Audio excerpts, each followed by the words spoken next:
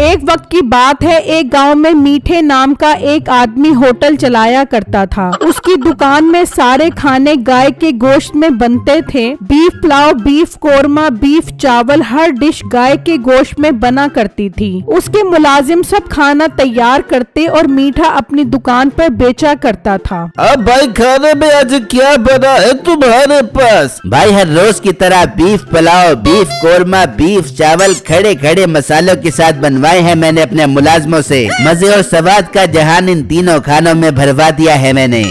मैं तो रोज खाना खाता हूँ, तुम्हारा खाना अपनी तारीफ खुद करता है, मजे से भरपूर होता है। बहुत शुक्रिया जनाब तारीफ करने के लिए। आप लोगों की तारीफ ही मुझे हौसला देती है, तभी तो दिन ब दिन खानों में स्वाद बढ़ता जा रहा है। ठीक है, 2 प्लेट बीफ कोरमा और 2 प्लेट चावल पैक कर दो। ठीक है जनाब, अभी पैक करवाता हूँ। और छोटे साहब को 2 प्लेट बीफ कोरमा और 2 प्लेट बीफ चावल पैक कर दे। ठीक है साहब जी, मैं अभी पैक करके देता हूँ। मीठे का काम बहुत अच्छा चल रहा था। मीठा घर पर अपनी बीवी नसीबों के साथ रहता था और आजकल नसीबों की माँ उसके घर आई हुई थी। अरे नसीबो, तेरा शोहर होटल पर जो खाना बनाता है वो घर भी लेके आता है कि नहीं? हाँ अम्मी जान, वो रोज शाम में खाना घर लेके आता है। बीफ कोरमा, बीफ चावल मैं तो रोज शाम में मजे लेके खाती हूँ। बीफ कोरमा और बीफ चावलों का नाम सुनकर तो मेरे मुँह में पानी आ रहा है। आज तो मैं खूब खाऊंगी। हाँ अम्मी जान, शाम में वो लेकर आ जाबे, फिर मैं आपको बीफ कोरमा और बीफ चावल खिलवाऊंगी।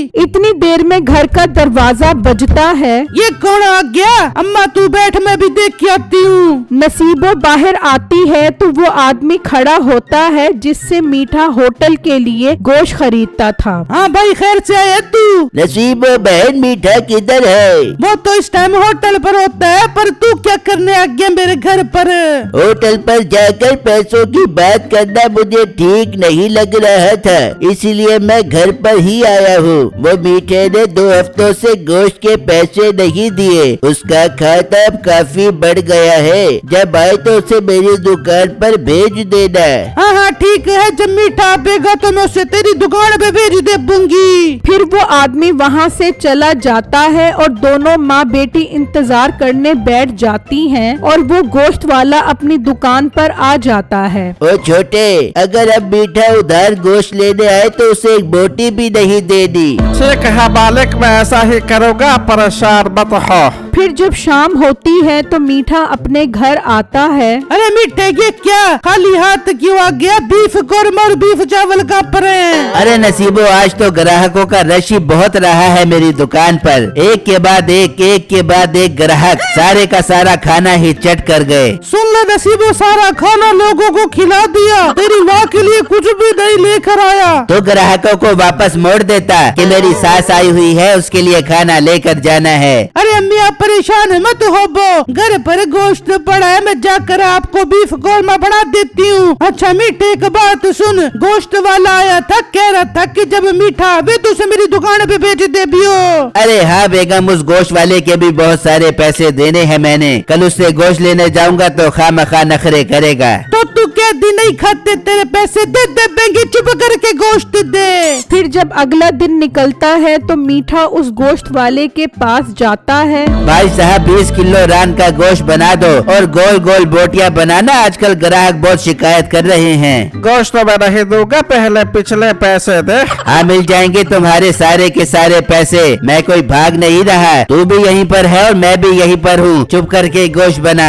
बेटे तो चुप करके निकल जा, अगर गोश्त चाहिए तो पहले पिछले सारे पैसे दे, वरना एक बोटी भी नहीं मिलेगी। बहुत तुझे बोलना रहा है, लगता है तेरे मालिक से बात करनी पड़ेगी। मुझे मालिक ने ही मना किया है बगैर पैसों के तुझे गोश्त देने से। अब मेरा मुँह ना देख, पैसे लेकर आ। मीठे को उसकी बात सुनकर बहुत गुस्सा आता है। तभी उनकी दुकान पर एक ग्राहक आता है। भाई आधा किलो चर्बी वाला गोश्त दे दो, आज मैं अम्मी को बोलकर कोरमा बनवाता हूँ। ठीक है भाई, भाई अभी बनाता हूँ। सुनाओ तुम्हारा गधा जो चोरी हो गया था वो मिल गया कि नहीं? हाँ भाई वो मिल गया था। वो गधा मैं जिससे खरीद कर आया था उसके पास वापस चला गया था। मैं तो डर ही गया था कि कहीं कोई मेरा गधा काट कर ही ना खा गया हो। आजकल तो लोगों का एतबार ही नहीं है, हराम जानवरों का गोश्त भी बेच देते हैं। ये बात सुनने की देर थी कि मीठे का शैतानी दिमाग काम करना शुरू कर देता है।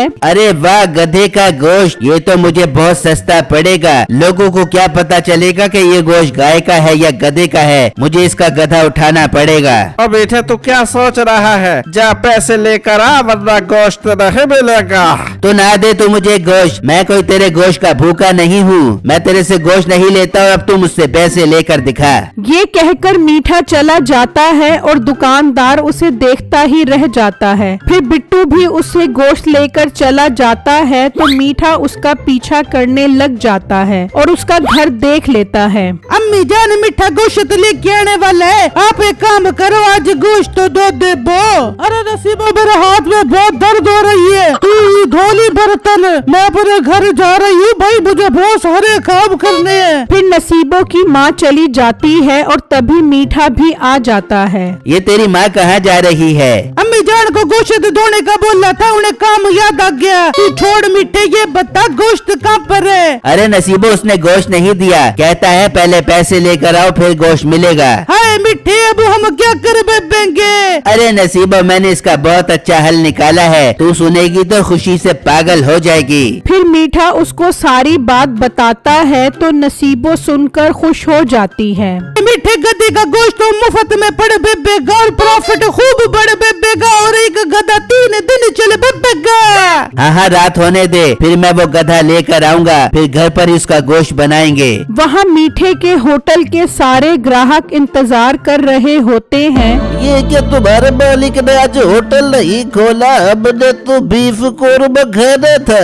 भाई साहब लगता है आज मालिक की तबीयत खराब हो गई है। आप सब लोग कल आना, कल आप सबको सब कुछ खाने को मिलेगा। फिर जब रात होती है तो मीठा बिट्टू के घर से गधा ले जाता है और घर लाकर उसका गोश्त बनाता है। मीठे ये तो बहुत सारा गोश्त है, पूरे 3-4 दिन चले जाएगा। हाँ बेगम, तू बाकी गोश्त फ्रिज में रख दे और अमीर होने की तैयारी कर। फिर जब अगला दिन निकलता है तो बिट्टू देखता है कि उसका गधा है ही नहीं। मेरा गधा कहाँ चढ़ा गया? लगता है ये दोबारा अपने पुराने मालिक के पास गया होगा। मैं भी उससे जाकर लेकर आता हूँ। बिट्टू उसी गधे वाले के पास जाता है लेकिन वो उसे बताता है कि उसका गधा तो उसके पास नहीं आया। वो परेशानी में वापस घर आ जाता है। वहाँ मीठा उसी गधे के गोश्त का खाना तैयार करवाता है। भाई साहब कब होगा खाना तैयार? बहुत जोर की भूख लग रही है। जरा हौसला रखो, आप सब लोगों को कोरमा और चावल मिलेंगे।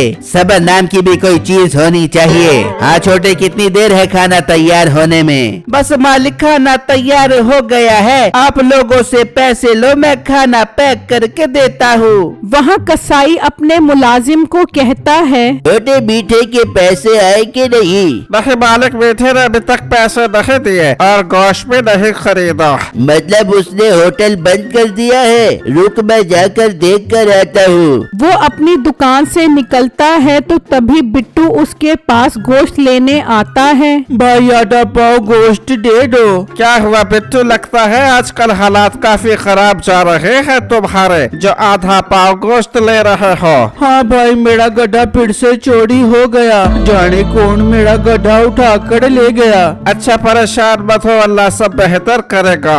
वहाँ वो कसाई जब मीठे की दुकान पर पहुँचता है तो रश देखकर हैरान रह जाता है। ये क्या माजरा है? हमसे ये गोश्त नहीं ले रहा और गांव में कोई और दुकान नहीं है, तो फिर ये गोश्त कहाँ से लेकर आ रहा है? वो परेशानी में वापस आता है और अपने मुलाजिम को बताता है तो उसे भी सुनकर हैरानी होती है। मालिक, मुझे ये माजरा समझ नहीं आ रहा। मीठा हमसे गोश्त नहीं ले रहा और कल रात को ही बिट्टू का गधा चोरी हुआ है, तो कहीं मीठा गधे का गोश्त का सालन तो नहीं बेच रहा। छोटे, मामला तो कुछ गड़बड़ है, पता लगाना पड़ेगा। पड़ेगा आज रात को ही। फिर जब रात होती है तो मीठा घर पर बैठा नोट गिन रहा होता है। देख बेगम, गधे के गोश्त की कमाई, खूब नोट छापे हैं मैंने और किसी को शक भी नहीं हुआ कि ये गोश्त गधे का है। अरे मीठे, अपनी तो लॉटरी लग गई। अब तो हम खूब गधे का गोश्त का कोरमा बड़ा बड़ा के बेचेंगे।